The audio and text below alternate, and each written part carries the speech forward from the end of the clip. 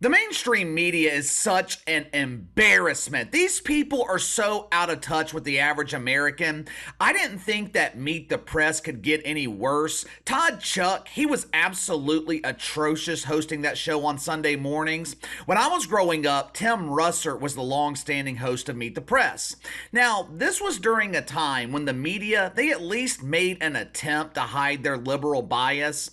I didn't always agree with Tim Russert politically, but at least there was some level of respect, some level of trust there. I can remember back in 2008, the mainstream media, they were expressing their fake outrage because Tim Russert had the audacity to ask Hillary Clinton why she supported illegal immigrants being given the right to obtain a driver's license. Well, it doesn't take a political expert like Wallace Chrissy. Who's talking to Chris Wallace? The Undertaker? He has a real nice plot prepared for your media career in the woke cemetery. But it doesn't take a political expert like Chris Wallace to figure out why Hillary Clinton was supporting giving driver's licenses to illegals. She wanted their vote. That question from Tim Russert to Hill, that question, it was asked during a time when the media actually asked tough questions. Or at least they pretended to ask tough questions. Today, the mainstream media wastes valuable time asking questions that no one gives a shit about. These presidential debates, they have devolved into a bunch of candidates with no chance of winning the nomination yelling and screaming over each other. I mean, seriously, why is Chris Christie on the debate stage? It serves absolutely no purpose watching his heart work itself into an attack, trying to pump blood into that Lizzo-sized body. Sometimes I think Chris Christie doesn't even know why he's there. I think he filled out an application to work at Krispy Kreme. He heard employees receive free donuts. Somehow that application got sent to Ronald McDonald at the RNC, and now he's running for president. Well, he's not really running. I wouldn't even call it a brisk walk. But right now, we have one serious contender in the Republican primary and one candidate with a hint of potential. Now, obviously, the serious contender is Donald Trump. Orange man bad. And the candidate with a faint glimmer of hope is Ron DeSantis. Well, KC, what about Nikki Haley? What about Nick? I expect to see St. Nick coming down my chimney here in about 3 weeks. I don't expect to see her, nor do I want to see her win the Republican primary. Have you guys noticed that we are not seeing Donald Trump being interviewed on these political shows? This is one of the quietest campaigns that I have ever seen from a leading candidate. Shows like Meet the Press, they've got one goal: draw ratings, draw an audience. The Orange Man is a proven ratings draw. So why would Kristen Welker and NBC be interviewing Ronnie Mantis instead of Donald Trump? Why would they waste their time covering the insufferable Nikki Haley? It seems like the only time Donald Trump is covered by the mainstream media is when they're talking about one of his useless court appearances. Why? Why would the media, whose only goal is to draw ratings, why would they consistently ignore a proven ratings draw? Like I told you guys yesterday, they want Donald Trump silenced. They don't want to give him a platform because the last time they made that mistake back in 2016, Trump resonated with millions of people and got elected. Earlier this morning, Chris Welker interviewed Ronnie Mantis on Meet the Press. Now, I don't know if Chris Welker knows this, but Ronnie's running for president. He's the current governor of the state of Florida. It's not like you're interviewing Caitlyn Kardashian where it's acceptable to ask questions and people don't really want to know the answers. Howdy do, Katie Roo. I'm Chris Welker. America really wants to know what it was like transitioning from male to female. Oh, darling, it was no big deal. I've always preferred the seats in the restroom. The only real change was the name on my driver's license. People actually care about what Ron DeSantis has to say.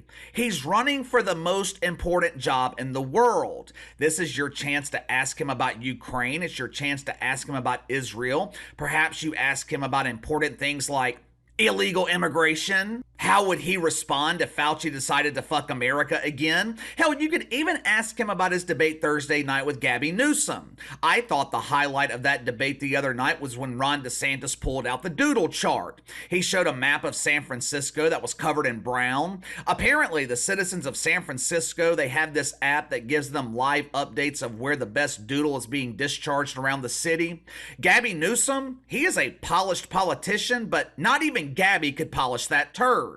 There is no excuse for any city in America, much less a major city like San Francisco, to have so much doodle littering the streets that citizens have to create an app just to avoid it. Instead, NBC wasted their time with Ron DeSantis, asking him if he was going to drop out of the race. Kristen Welker, she didn't ask him once. She didn't ask him twice. She asked him 3 times if he was thinking about dropping out of the race. Number one, who cares if Ronnie drops out? He's been 30, 40 points behind the Trumper since the beginning of this campaign. And number two, how did you expect him to respond? How did you expect him to answer this question?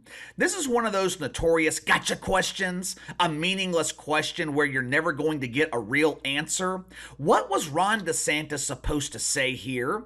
Yeah, Chris, I'm really thinking about dropping out. Over the next 6 weeks, I'm going to continue to waste my time and money campaigning around the country. Then I'm just going to lose and drop out. Watch for yourself. I have to ask you, are you committed to staying in this race through the Iowa caucuses? Of course, we have the endorsement by the great governor here, Kim Reynolds, and, of course, by Bob Vander Plaats, most recently from the Family Leader. So I don't think anyone's ever done an Iowa caucus with this amount of institutional and grassroots support, and it's only going to build for here. And we look forward to being victorious on January 15th. So just to be clear, you are committed to staying in the race through the caucuses? Oh, of course I am. I mean, it's absurd that I wouldn't be. If you don't come in at least second, would you then drop out of the race? How critical is Iowa? Well, we're going to win the caucus. We're doing everything that we need to do it. But what if you don't, Governor? Support. What if you don't? And I've said from the beginning, we're going to win. We're going to win the caucus. Mr. Trump is campaigning on the idea of retribution. He's promising to jail his political enemies if he's reelected. He's also referred to some of his political opponents as vermin, language that people, frankly, across the political spectrum say harkens back to Nazi Germany. Do you think that kind of language is presidential? Well, I think even beyond that, the issue is why are you running? But let me ask you about my original question, the use of the word vermin. Kristen, are you comfortable with that term? But are you comfortable with that term, Governor? Let me just say on the DOJ, well, first of all, I'm responsible for what I say, and I say things differently. But on the DOJ and the FBI, Let's just, I mean, we have just seen. on my question, though, Governor. Excuse me. What I'm not comfortable with is FBI agents going after parents going to school board meetings. I'm not comfortable with DOJ FBI working with tech companies to censor dissent. I have never seen a bigger deal be made out of one word. It has been almost a month since Donald Trump referred to the parishioners of Woke United Methodist protesting in the streets as vermin. My inside sources tell me Donnie wanted to use the term that I created for him, shit fuck, but, he wanted to keep it a bit classy, so he referred to them as vermin instead. Somehow the mainstream media, they have taken that word and found a way to compare Trump to Hitler. I guess in the 1920s or 1930s, Hitler referred to his political enemies as vermin. I think in German it's pronounced Vermin. Since Hitler used the word 100 years ago and Trump used the word a month ago, according to the logic of the mainstream media, that automatically makes Trump comparable to Hitler. As you saw in that clip, Kristen Welker, she was desperately trying to get Ron DeSantis to criticize Donald Trump. She was desperately trying to turn them into political enemies. I guess Chris Welker was confused. I guess she thought she was interviewing Chris Christie, whose entire campaign has been focused on the orange man instead of the old man in the White House. I don't know how you could get Ronnie and Chrissy confused. I mean, Ron DeSantis aspires to be president. Chris Christie aspires to be Lizzo. Normally, with interviews like this, the media is given 8, maybe 10 minutes with the candidate.